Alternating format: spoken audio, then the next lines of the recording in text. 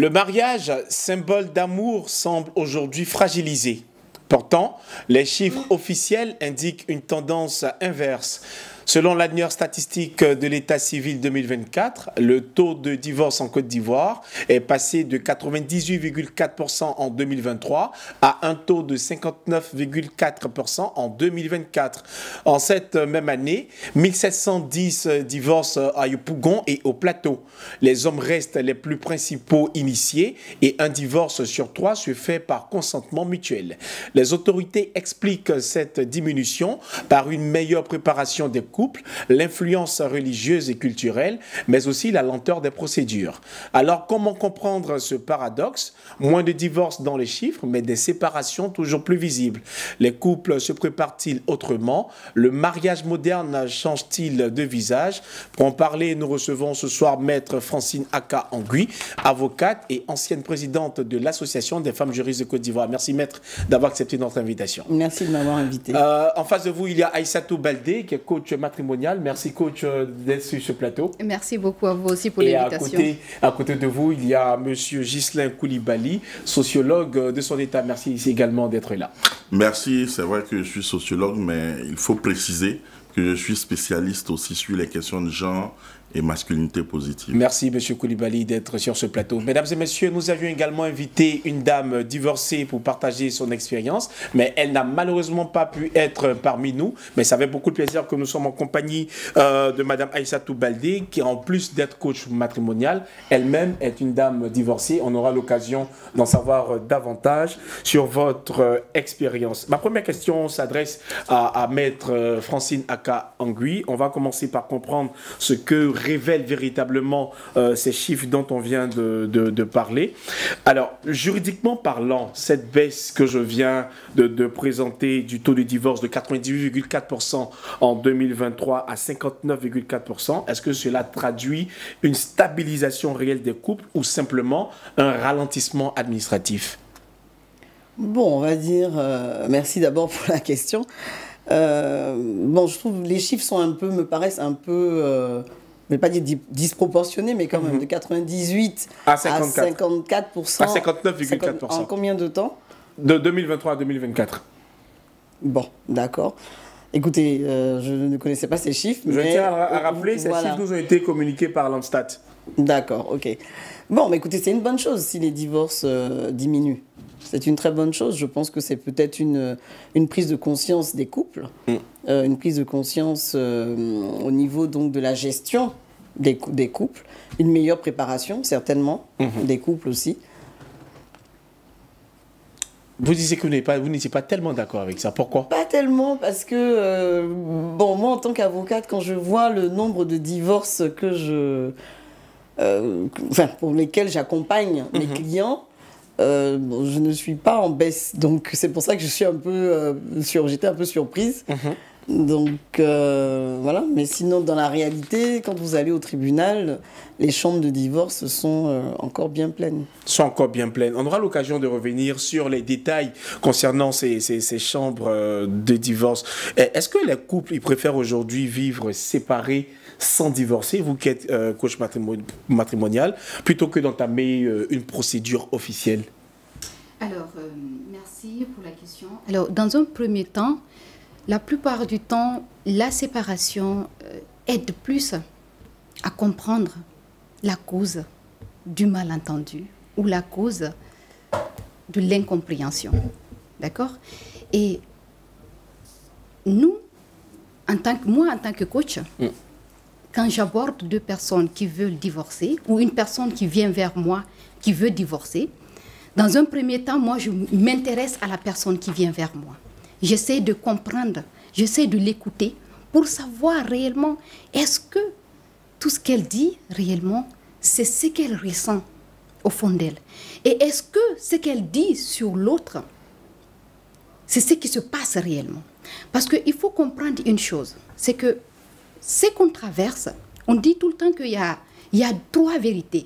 Il y a ce qu'on connaît, ce qu'on comprend, ce qu'on ressent, ce que l'autre subit, ce qu'il ressent, et réellement ce qui se passe. Donc, dans le couple, s'il n'y a plus de communication, il n'y a plus de il n'y a plus de tolérance, il n'y a plus de pardon. Arrivé à un certain moment, il faut laisser un temps pour que chacun puisse se comprendre, se chercher d'abord, se connaître et connaître qu'est-ce qui ne va pas. Généralement, quelles sont les raisons qui sont évoquées quand ces couples-là viennent vous voir? Alors, les raisons, la plupart du temps, c'est l'infidélité. Ça, c'est un. Deuxièmement, c'est la souffrance émotionnelle, psychologique, que des fois, tu ne comprends pas. Troisièmement, il y a la violence conjugale. Et cette violence conjugale, elle n'est pas simplement physique, elle est plus morale. Et des fois, les hommes comme les femmes ne comprennent pas exactement pourquoi il y a ce mal, pourquoi je sens cela. Parce que dès un départ, il y a eu plus d'attraction. On n'a pas cherché à se connaître. On n'a pas cherché à connaître l'histoire de l'autre. On n'a pas cherché à connaître quelles sont mes valeurs, vers quoi je m'engage. Parce que le mariage, c'est l'union de deux âmes qui s'aiment, qui ont envie de cheminer ensemble. Et surtout avec l'accord de la foi de notre Dieu. Donc, et aujourd'hui, c'est quelque chose qu'il faut souligner, c'est que aujourd'hui, la plupart du temps, le mariage a perdu cet aspect de foi en Dieu. Quand il n'y a pas de foi, il n'y a plus de patience, il n'y a plus d'incompréhension, il n'y a plus de... comment je dis ça? Il n'y a plus de tolérance. Et quand il n'y a plus de tolérance, on ne peut plus communiquer bien. C'est la communication violente. Et quand ça devient violent, chacun se cherche. Je vais revenir sur les chiffres. 98,4% à 59,4%. D'un point de vue sociologique, M. Coulibaly, comment est-ce qu'on pourrait expliquer ce paradoxe? Parce qu'on a entendu mettre à cas, ce sont des chiffres qui sont donnés de façon officielle, mais sur le terrain, elle dit que les chambres de divorce sont toujours pleines. Comment est-ce qu'on pourrait expliquer cela quand on constate qu'un mariage peut être de plus en plus fragile?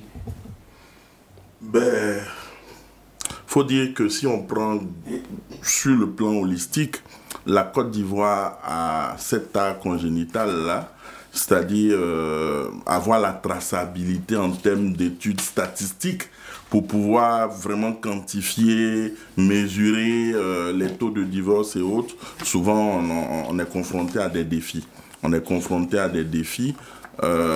Pour moi, effectivement, cette statistique-là traduit une baisse des taux de divorce. C'est à saluer.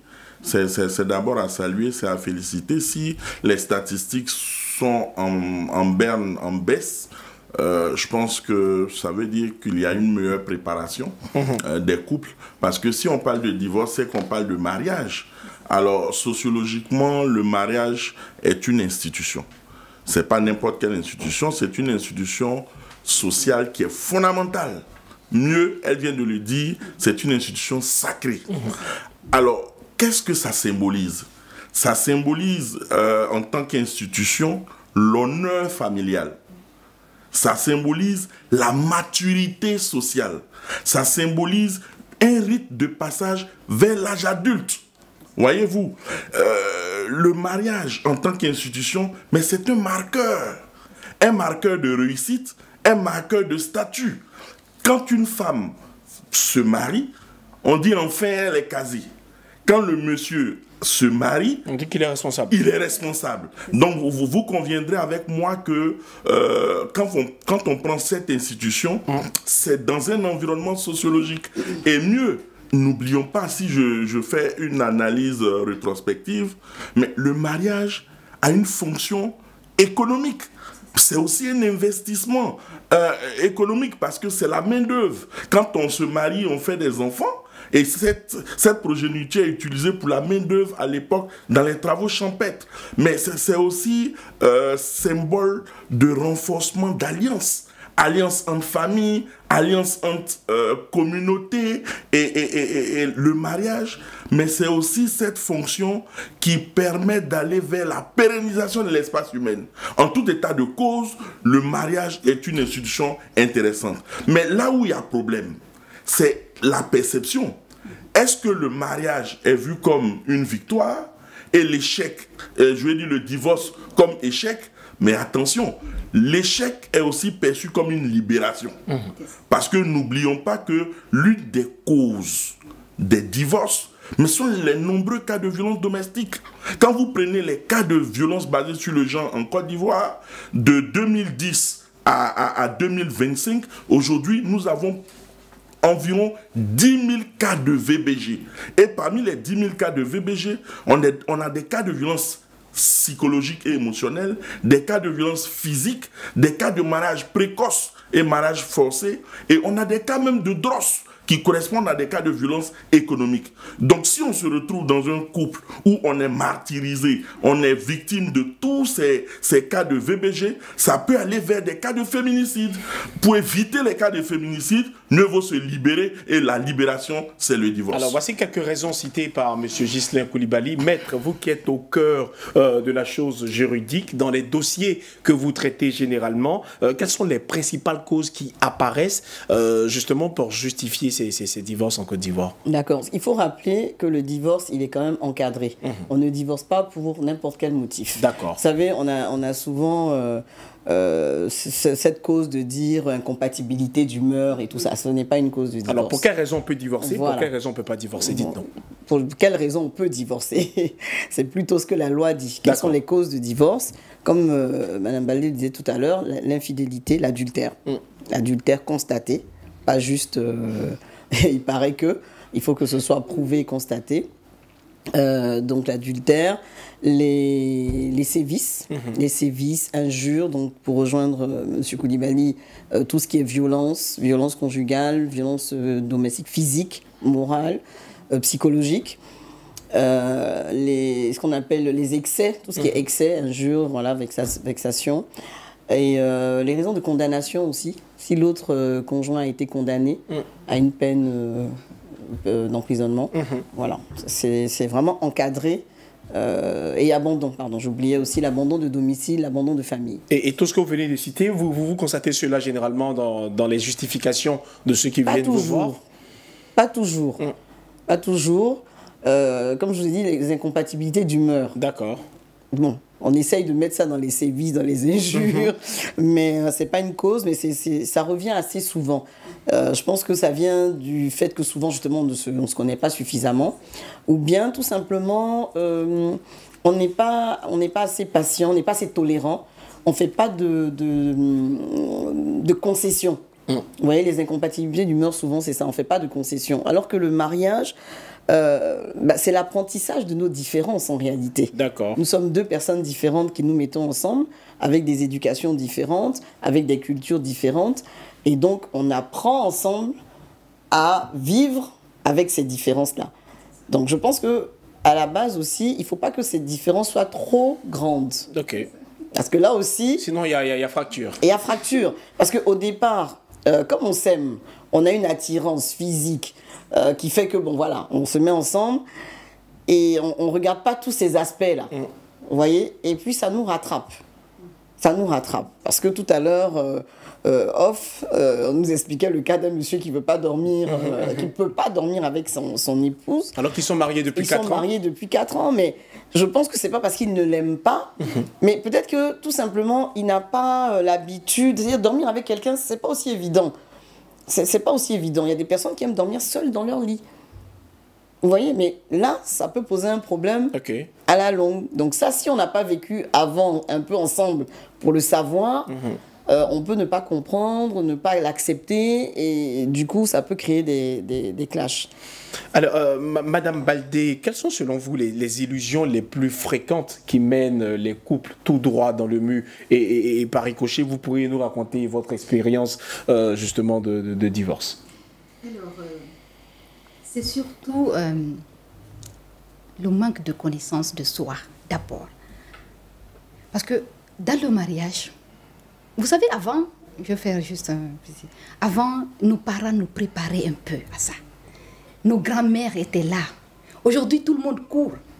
Donc, il n'y a plus de préparation. Il n'y a pas d'école de mariage. Nous, par exemple, moi, chez moi, dès que tu as 16 ans, à partir de 17 ans, on te dit, il faut que tu te maries. C'est vrai que tu te dis bien, mais prépare-toi à se marier.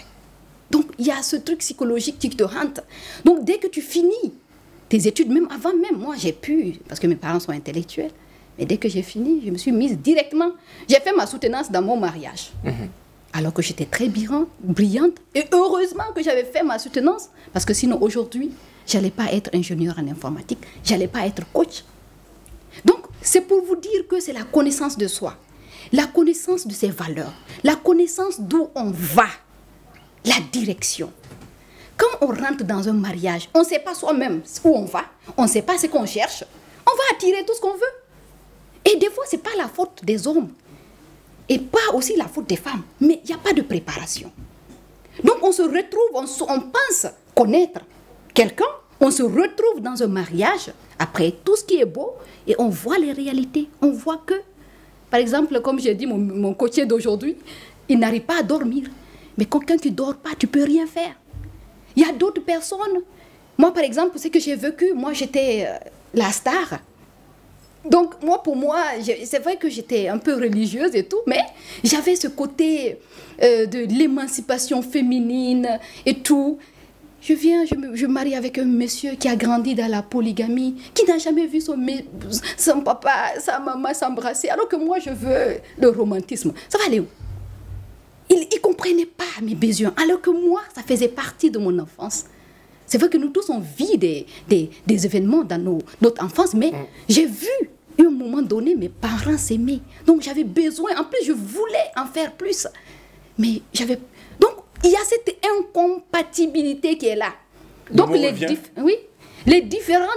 En fait, comme on le dit chez nous en Pulaar, les différents de l'autre deviennent les valeurs de l'autre. Les inconvénients de l'autre deviennent les priorités de l'autre. Donc, on ne se comprend plus.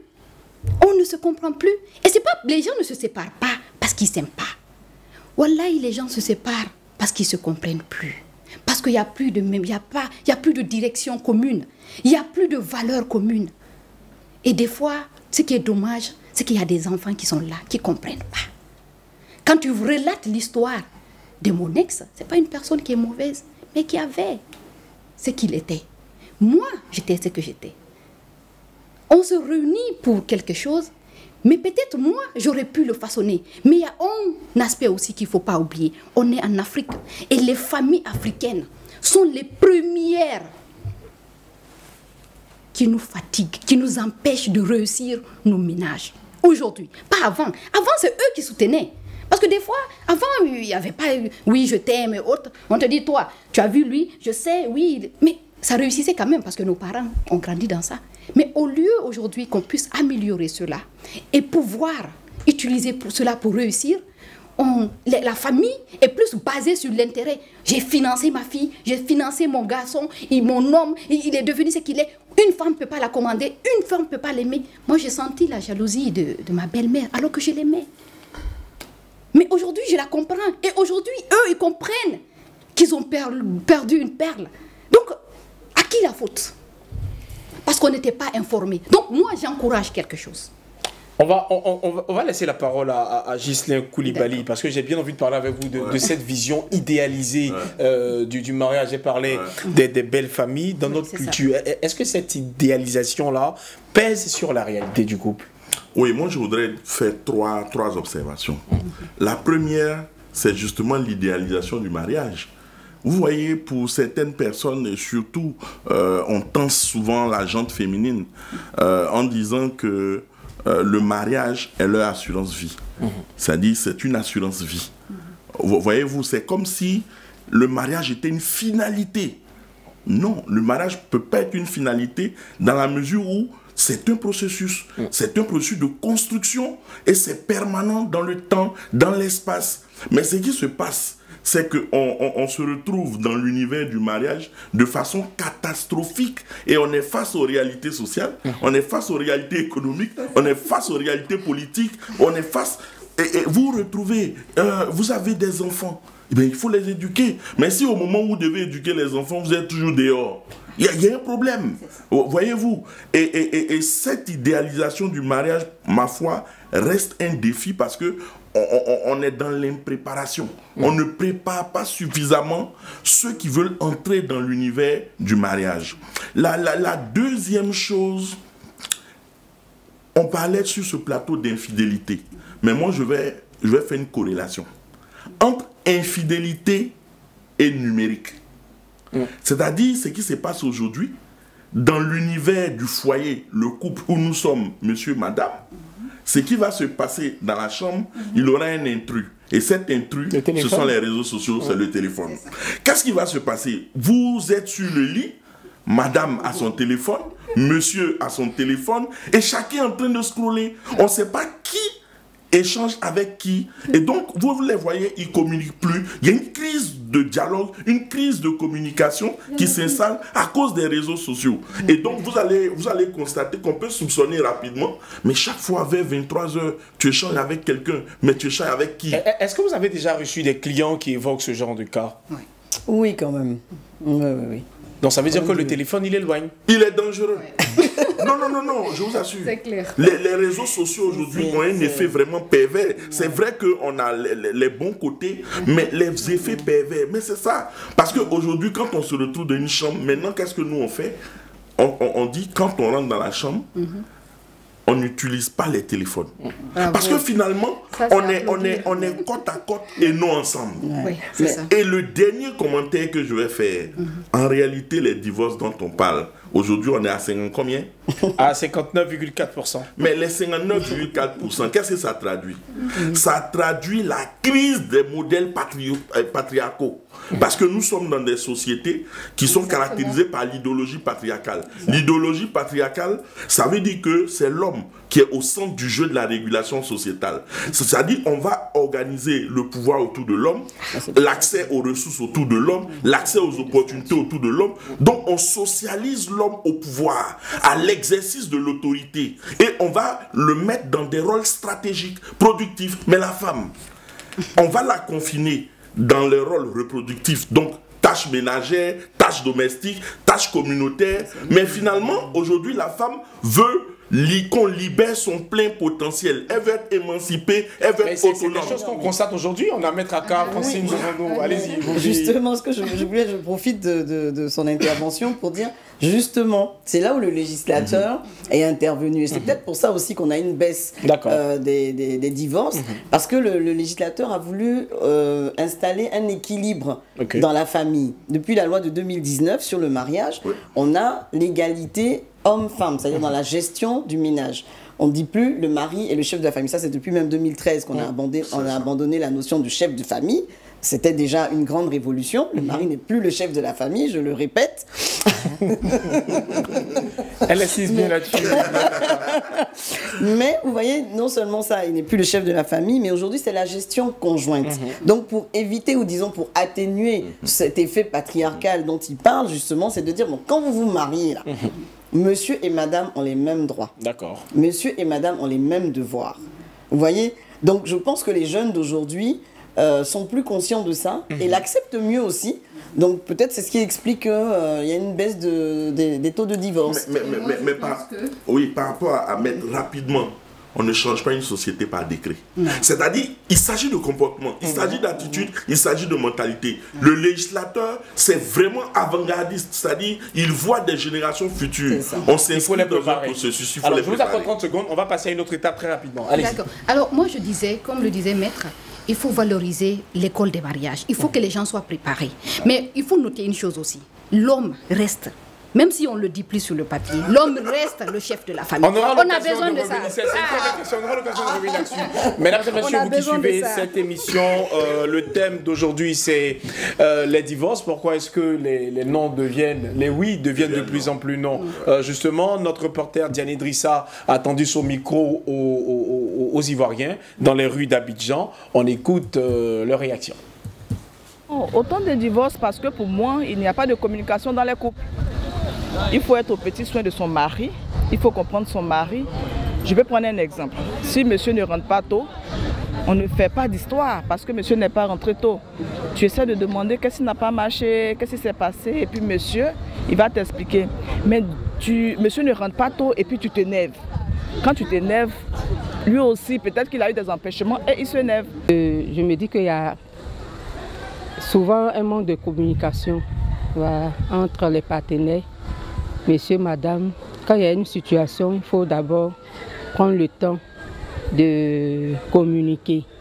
Il faut vraiment, peut-être, on peut être emporté par la colère, on laisse passer la colère et puis prendre le temps de pouvoir échanger sur le problème. Voilà, et trouver des solutions. Mais quand, en plus de ça, s'il n'y a pas de tolérance, donc le manque de tolérance, le manque d'écoute, le manque de communication, je pense que c'est déjà une source, on peut dire, comment on dit ça, un mauvais départ. Bon, ça dépend, parce que le divorce, il y en a plusieurs cas. Quand un couple est ensemble, qu'il n'y a pas d'entente, ça peut provoquer le divorce, n'est-ce pas? Mais en temps normal, quand le couple n'est pas uni par le Seigneur, c'est un peu compliqué. Mais quand vous êtes unis par le Seigneur, les divorces sont très rares par rapport à ceux qui ne sont pas unis par le Seigneur. Bon, selon moi, je crois qu'il y a l'infidélité, le manque de respect, en tout cas le manque de compréhension aussi, savoir parler à son ou sa partenaire. Un peu quoi, c'est ce que je pense selon moi. La solution, c'est la communication, essayer de comprendre son mari, être au petit soin, surtout de son mari. Si son mari a des... qu'est-ce que je peux dire? Il a des manquements en griffe pour toi, parce que chacun a reçu son éducation. Donc s'il a des manquements, tu essaies de comprendre l'homme. Mais il ne faut pas, et surtout les femmes, c'est ce qu'elles font qui n'est pas bien, comparer l'homme qu'elles ont à leur papa. Quand tu essaies de comparer, tu vas trouver qu'il y a quelque chose qui manque à ton couple.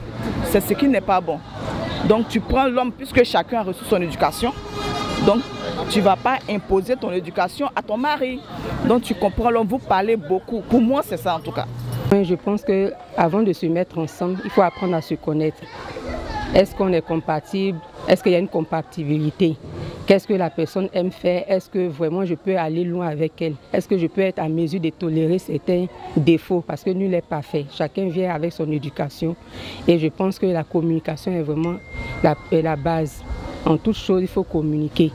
Si vous voyez qu'il y a un mauvais comportement du partenaire ou bien de la partenaire, il faut vraiment prendre le temps d'aborder la personne et soumettre le problème et trouver ensemble des solutions. Je pense que quand c'est comme ça et qu'il y a vraiment une véritable communication, les choses on peut résoudre beaucoup de problèmes. Donc, comme solution, je peux proposer d'éviter le manque de respect dans le foyer, d'éviter aussi la tromperie, l'infidélité, de savoir parler à son ou sa partenaire, qu'il y ait la communication entre les deux en fait. Moi, mon avis personnel que je donne, si un couple est ensemble, c'est parce qu'ils s'aiment qu'ils sont ensemble. Maintenant, s'il y a un problème, le problème se règle entre eux pour qu'ils trouvent une solution, pour ne pas qu'ils aillent jusqu'au divorce. Voilà. Parce que moi, je vois qu'il y a souvent quand il y a le divorce, il y a le problème d'intérêt. Dans le foyer, il y a un problème d'intérêt. Oui, parce que les gens cherchent à être toujours bien par rapport aux autres. Donc, c'est sur les intérêts qu'ils vont au mariage. Et sur les intérêts après le mariage, ils cherchent à avoir un divorce pour qu'ils en profitent de leurs intérêts. Moi, c'est ce que je vois. Hein. Voilà. Moi, c'est ce que je vois. Sinon, le divorce, ce n'est pas logique que vous vous mettez en couple et puis vous vous divorcez. Ce n'est même pas logique. Maintenant, vous allez vous divorcer. Tu vas encore te remarier avec quelqu'un d'autre et là-bas encore tu vas te divorcer. Tu cherches quoi dans le mariage? Si vous venez de nous prendre en marche, nous vous souhaitons la bienvenue dans cette info, le débat. Mesdames et messieurs, nous sommes entourés de 3 personnalités. Aïssatou Baldé, coach matrimonial, le sociologue Ghislain Koulibaly et maître Francine Aka Angui. Le thème de ce débat aujourd'hui est donc divorce. Pourquoi les oui deviennent de plus en plus non? On vient d'écouter les Ivoiriens parler. Réaction à chaud, maître Aka? Oui, je pense qu'ils ont balayé un peu toutes les causes de divorce, le manque de respect, le manque de communication, le manque de pardon. Voilà, je pense que le manque d'écoute, je pense que ce sont les causes principales. Alors, mais ils ont beaucoup abordé également tout ce qui est famille et réaction sociétale. C'est quelque chose qui intervient dans les décisions de divorce. Qu'est-ce que vous avez à dire à propos? Oui, c'est vrai qu'on peut être influencé négativement par la famille, par des comportements de famille, en fait, qui vont vous amener à peut-être demander le divorce. Mais quand on communique, quand on se comprend, quand on se respecte mutuellement, je pense que c'est des choses qu'on peut surmonter. D'accord. Je pense que c'est des situations qu'on peut surmonter. Mais c'est vrai que c'est une réalité. C'est une réalité, surtout quand, par exemple, la femme n'arrive pas à faire d'enfants, par exemple. Elle ne procrée pas. Là, c'est évidemment, on la traite de sorcière, on la traite de tout. Et, alors que souvent, les problèmes d'infertilité viennent de l'homme. Pour ne pas parler de l'homme, je restais sur les femmes. Et justement, la loi, à tel point que la loi sur le divorce en a fait une cause d'annulation même du mariage. D'accord. C'est-à-dire que si vous découvrez l'infertilité de votre conjoint ou comment on appelle ça, je veux dire, oui, son infertilité ou son impuissance, pardon, vous pouvez demander l'annulation du mariage. Au-delà, est-ce que les femmes divorcées sont aujourd'hui encore victimes de discrimination dans les procédures ou encore dans la société? Dans les procédures, c'est-à-dire? Dans les procédures juridiques. Oui. Non, elles ne peuvent pas être discriminées. Je pense que Mme Baldé là va peut-être nous donner, mais non, elles ne sont pas discriminées. Elles sont pas discriminées. Ce qu'il faut savoir, c'est qu'aujourd'hui, les femmes, parce que c'est ça, je vois ce que vous voulez dire, les femmes sont celles qui divorcent le plus, qui demandent le plus. C'est ce qu'on a appris en tout cas. Mais oui, mais en fait, c'est pourquoi? Parce que dans la majorité des cas, c'est l'adultère, l'infidélité du conjoint, de l'époux, ou les violences ou l'abandon de famille, l'abandon de domicile, de foyer. Bon, vous êtes avocate, j'ai bien envie de savoir comment ça se passe. Aujourd'hui, X veut divorcer, il vient vous voir, oui. On démarre? Non, pas du tout. On l'écoute d'abord. On écoute la personne, que ce soit homme ou femme, on écoute la personne.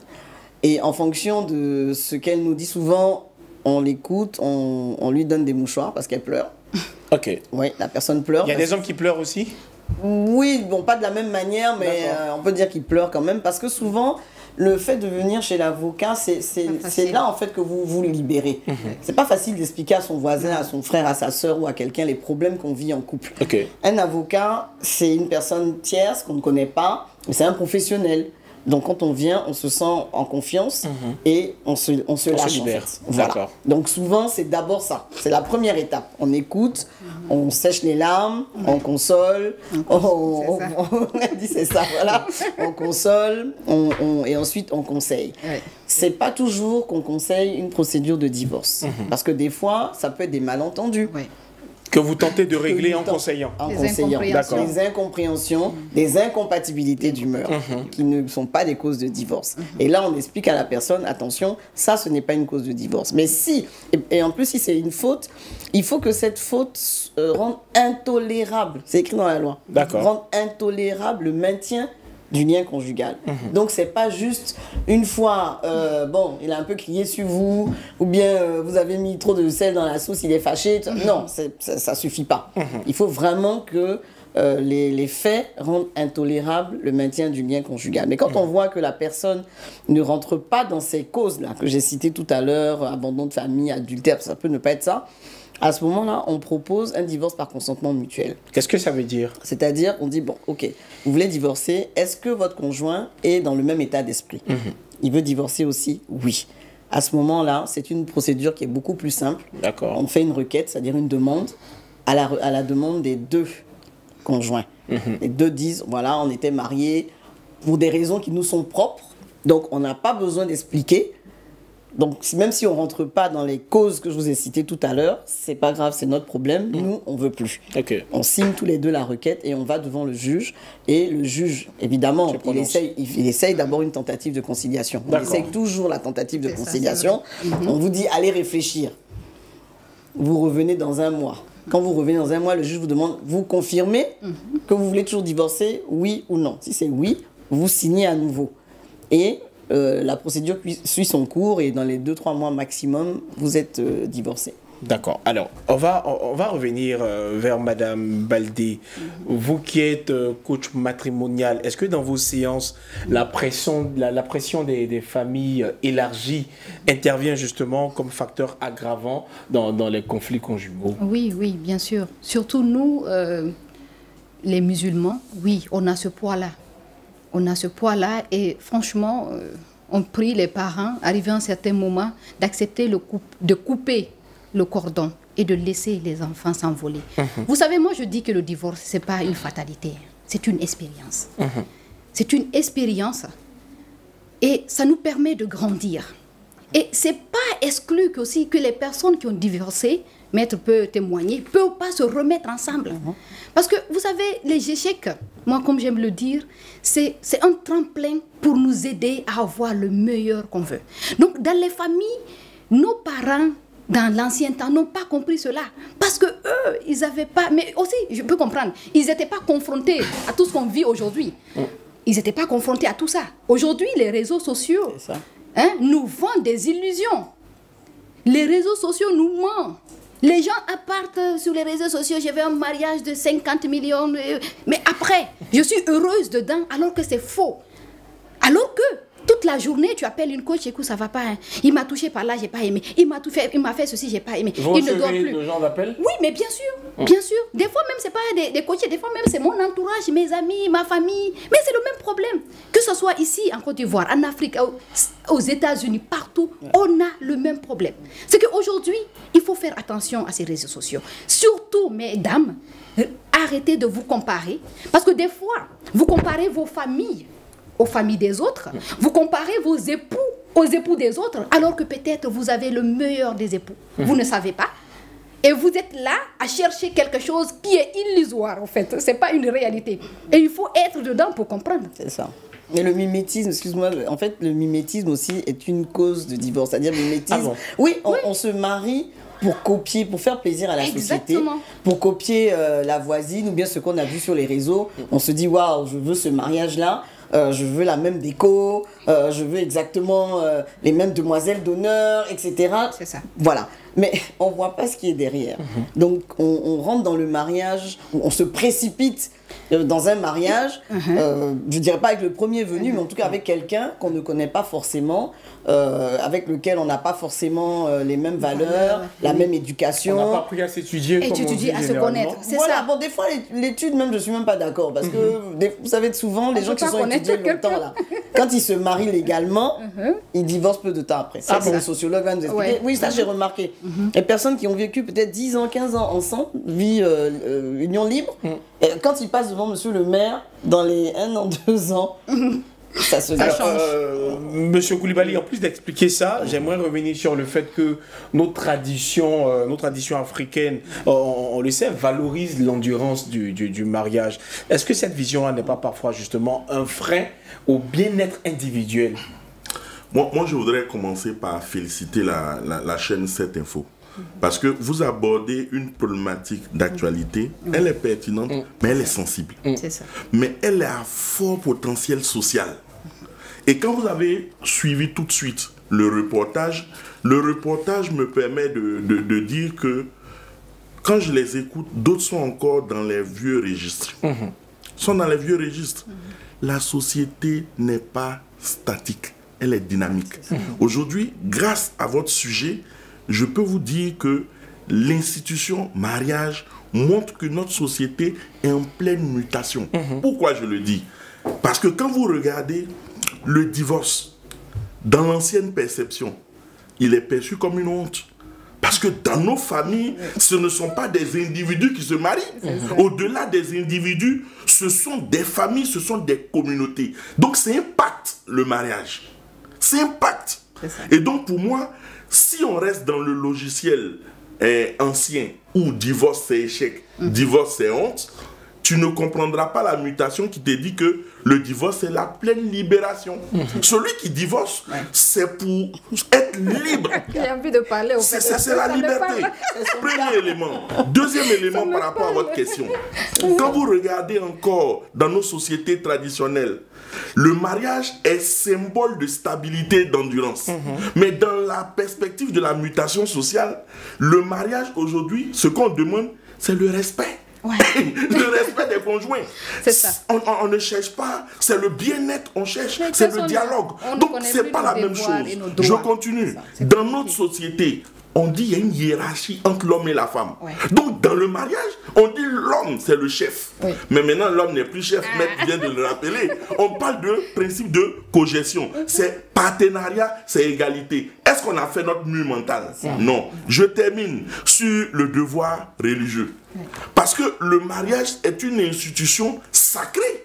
Et donc, quand on va vers une union qui est pointe par les religieux, en réalité, vous allez vous retrouver dans une forme de respect de l'être transcendantal, etc.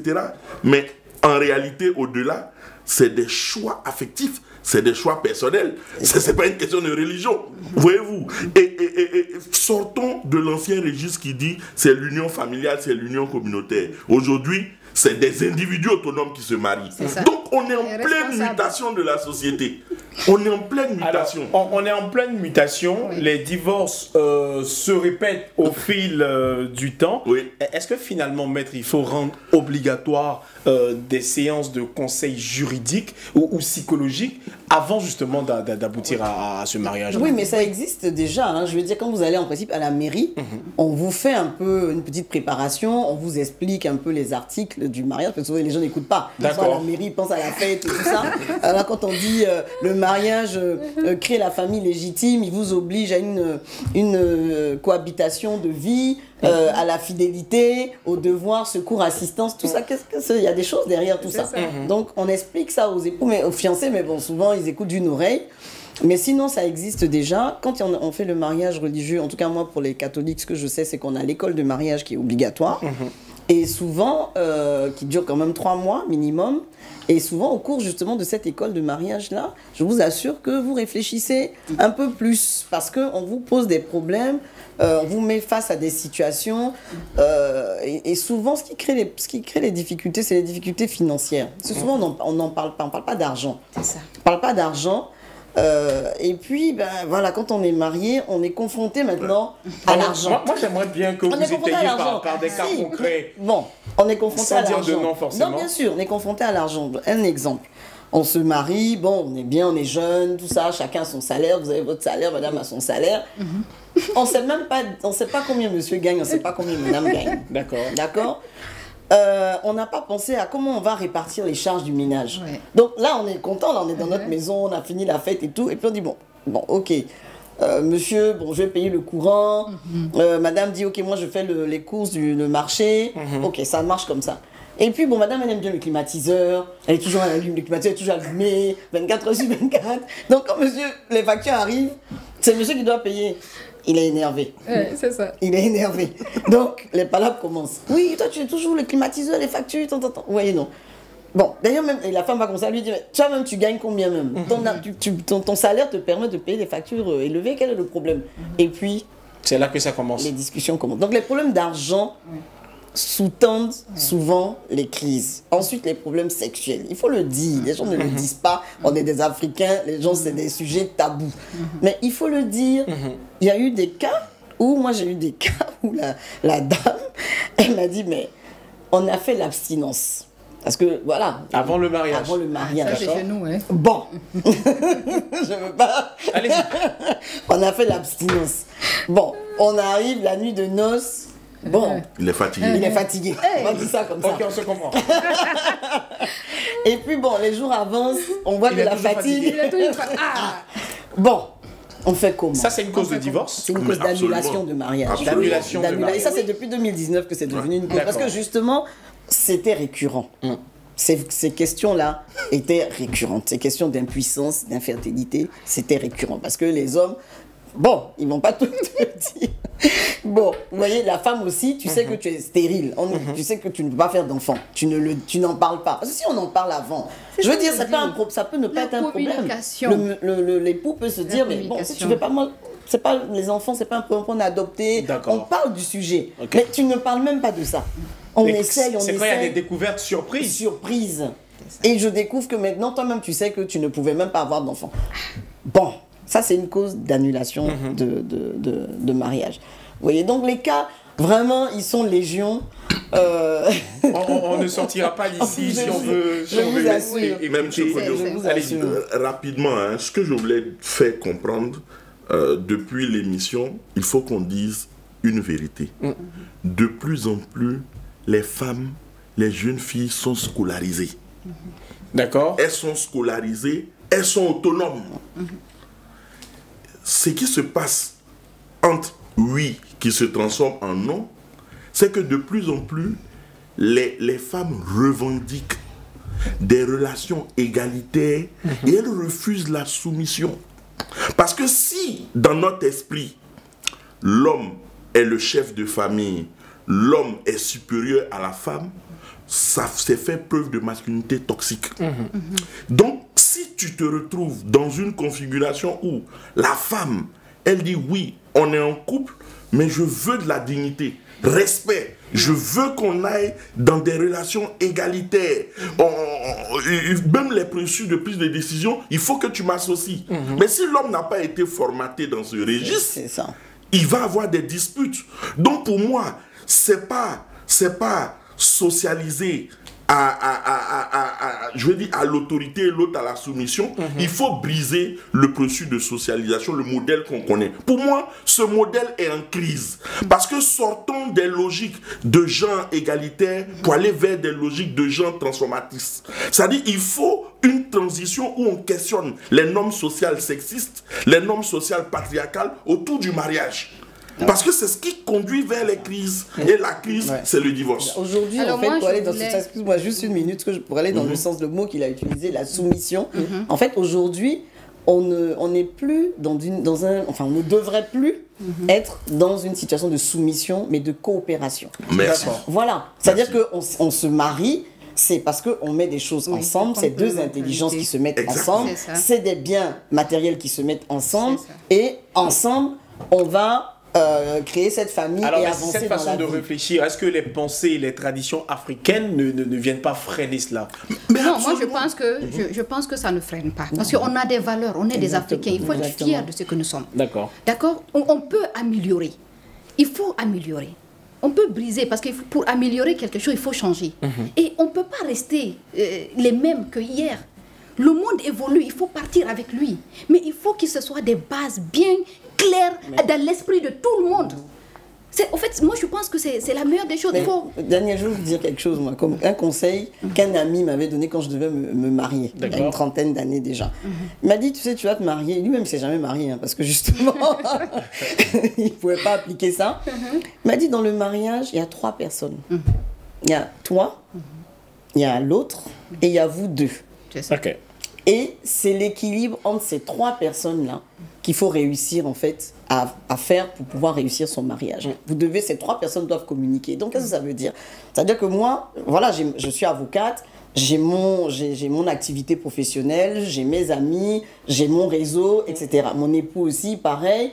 Et puis, on communique. Évidemment, je lui dis ce que je fais, lui aussi me dit ce qu'il fait, et puis il y a des choses qu'on fait ensemble. D'accord. Vous voyez? Et donc, dans le ensemble, là, je pense que c'est là maintenant où la famille peut être intégrée dedans. Mais c'est quand on veut rester 2. On est nous 2. C'est-à-dire, il n'y a pas le nous, là. Donc, la famille, qui va constituer le nous? Voilà. Donc la famille, du coup, se sent exclue. Et là, ça crée aussi des tensions. Je pense qu'aujourd'hui, je pense que les gens ne comprennent pas quelque chose. Il y a une différence entre notre grande famille et notre famille. Tu vois des hommes te dire, ma famille, c'est mon père et ma mère.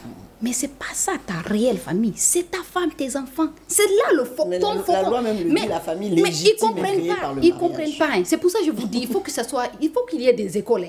Que tout le monde comprenne cela et qu'on puisse marcher ensemble. Parce que sinon, il y aura tout le temps des clashs. Parce que émotionnellement, on n'est pas les mêmes. Des fois, on dit tout le temps que les hommes sont violents, mais il y a des femmes qui sont très violentes, qui sont instables psychologiquement, qui ont des problèmes de colère. Mais elles ne sont même pas conscientes de cela. Elles ne savent même pas de quoi elles souffrent. Donc, elles ont peur d'en parler. Il y a un problème, on va aborder la piste des solutions, mais avant, des internautes nous suivent, ils ont une question pour Maître Aka, et il y a quelqu'un qui s'appelle le Mitaflo qui dit, relativement aux frais de la procédure du divorce, qu'il soit par consentement mutuel ou par faute, est-ce qu'il ne constitue pas un frein pour les personnes justement sans ressources financières? Oui, ça peut être un frein parce qu'effectivement, divorcer, ça coûte de l'argent. Et surtout pour les femmes vulnérables. Voilà. Pour les femmes vulnérables. Mais les associations sont là pour les accompagner. Par exemple, l'Association des femmes juristes de Côte d'Ivoire, nous, quand on accompagne les femmes, c'est du pro bono. C'est-à-dire qu'on ne prend pas du tout d'honoraires. Et on les assiste. Maintenant, il y a l'assistance judiciaire. Est-ce que ça veut dire que vous encouragez les divorces? Pas du tout. Ok. Pas du tout, on n'encourage pas. Mais quand c'est nécessaire, on les accompagne, on les assiste gratuitement pour cela. D'accord. Un élément sur tout ce qui est tradition, us et coutume. Je pense qu'il faut faire attention. Nos sociétés sont des sociétés phallocratiques. C'est l'idéologie patriarcale et nous l'avons indiqué sur ce plateau. Ce qui se passe, c'est qu'il faut pouvoir passer en revue nos rites, nos us et coutumes, garder ce qui est bon et élaguer ce qui est mauvais.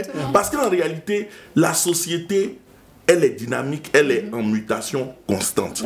Les normes sociales bougent. Ce que nous disons, quand vous prenez par exemple les mutilations génitales féminines, c'est une pratique culturelle.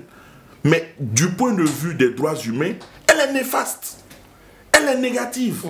Donc je parle de mutilation génitale féminine, mais un autre élément, c'est ce qu'on a appelé les mariages précoces ou mariages forcés.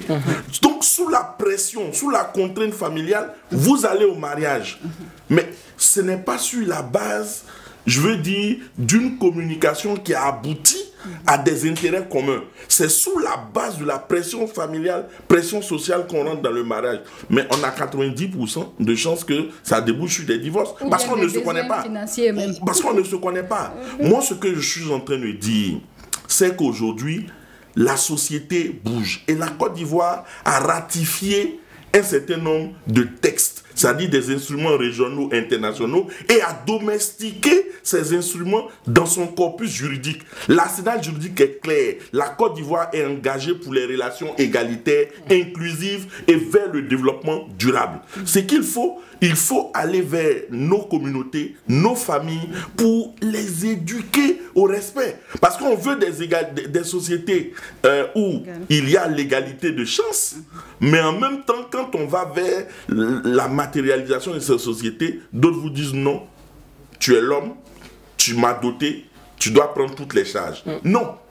Voyez-vous, on veut une société égalitaire, mais les comportements ne suivent pas. Donc moi, c'est un plaidoyer, que ce soit les hommes ou les femmes, il faut qu'on soit dans une approche nouvelle où on va aller au-delà de l'homme autorité, femme soumise. Il faut déconstruire ce rapport pour instaurer de coopération, dialogue et puis vraiment. Alors dernière question, ça sera votre mot de fin, monsieur Koulibaly. Finalement, qu'est-ce qui fait encore, qu'est-ce qui pourrait faire tenir un mariage aujourd'hui pour vous quand ça ne va pas du tout? Le divorce est la solution.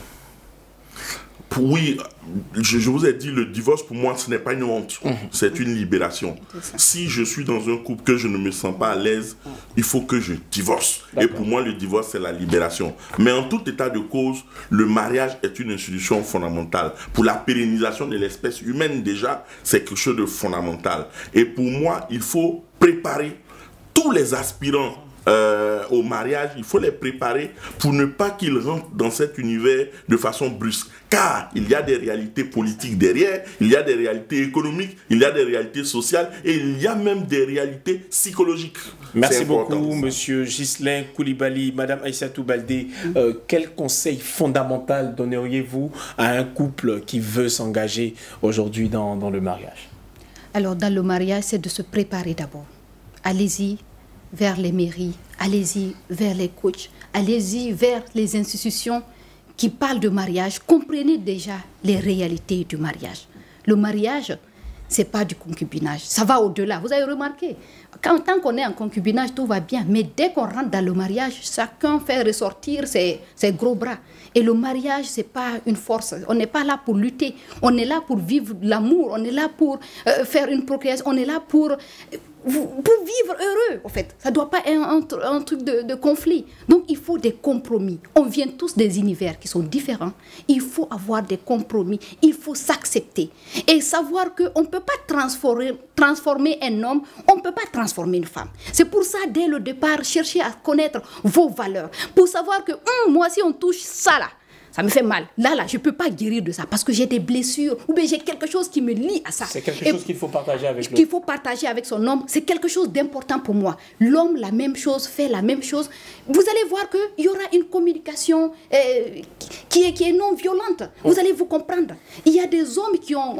nous, chez nous, par exemple, on dit qu'il y a des hommes qui sont beaucoup... qui sont dans les... Comment je vais appeler ça?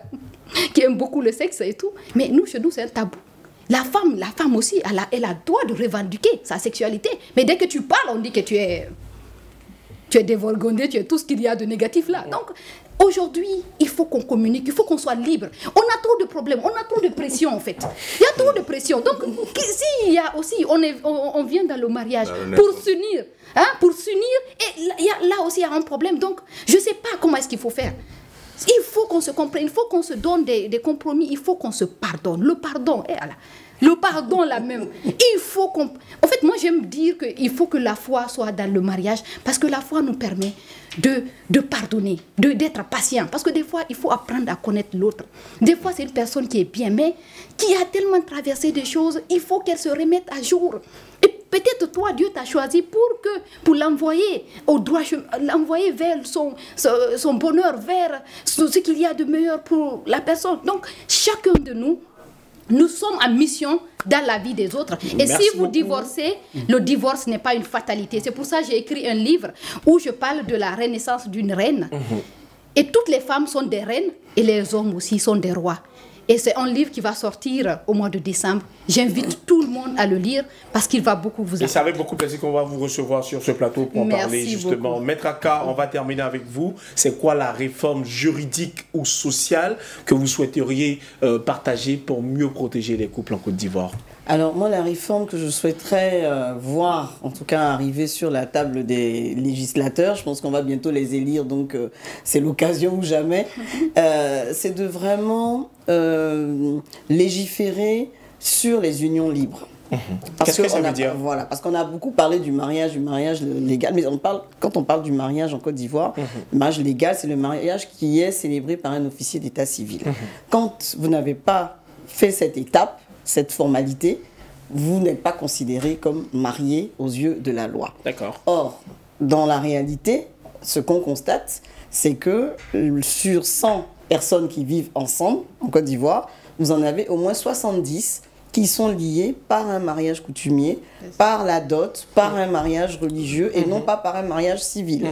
Donc vous voyez, ces personnes-là, du coup, tout ce dont on a parlé, là, elles ne peuvent même pas aller devant un tribunal pour se prévaloir de ça. Parce qu'on va leur dire, la première des choses, comme maintenant tout à l'heure, les clients, quand ils viennent vous voir, la première des choses, je vous demande, où est votre acte de mariage? Si vous n'avez pas d'acte de mariage, on peut pas entamer une quelconque procédure. On ne peut pas entamer de procédure de divorce. On va rentrer dans autre chose. Vous voyez? Donc, je pense qu'il faut qu'on réfléchisse à comment protéger aussi ces personnes qui vivent en union libre, parce que c'est une vraie réalité dans notre pays. Voilà. Merci beaucoup à tous les trois. Merci à Madame Badé Aïssetou. Merci à Monsieur Ghislain Koulibaly. Merci à Maître Francine Aka Angui. Mesdames et messieurs, le mariage reste une aventure humaine, pleine de promesses, mais aussi de défis.